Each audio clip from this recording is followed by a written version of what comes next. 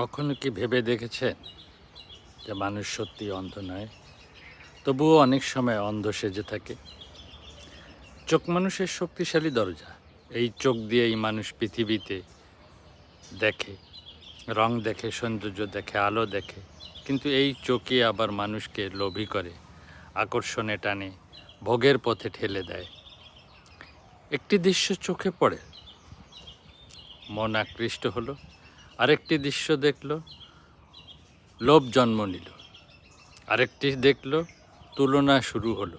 এভাবেই চোখ ধীরে ধীরে মনের ভেতরে ঢুকিয়ে দেয় অসংখ্য অস্থিরতা। বাঙালিয়ানা আধ্যাত্মিক দর্শন তাই বলে, চোখ শুধু দেখার অঙ্গ নয়, চোখ হলো মনের প্রবেশদ্বার। এই দরজা দিয়ে যদি অশান্তি ঢোকে তাহলে মানুষ অস্থির হয়ে যায়। কিন্তু একই চোখ আবার মানুষকে ভালো শেখায়। এই চোখ দিয়েই মানুষ সূর্যোদয় দেখে, নদীর প্রবাহ দেখে, গাছের সবুজ দেখে। এই চোখ দিয়েই মানুষ মায়ের মুখের মমতা দেখে। একটি শিশুর হাসি দেখে মানুষের কষ্ট দেখতে শেখে। তাহলে সমস্যা চোখ নয়, সমস্যা চোখের ব্যবহারে। একই চোখ মানুষকে ভোগী বানাতে পারে, আবার একই চোখ মানুষকে সংবেদনশীলও বানাতে পারেন।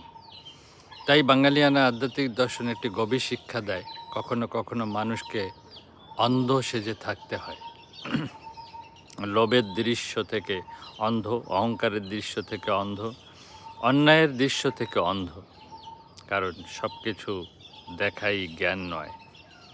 কিছু কিছু জিনিস না দেখো এক ধরনের জ্ঞান।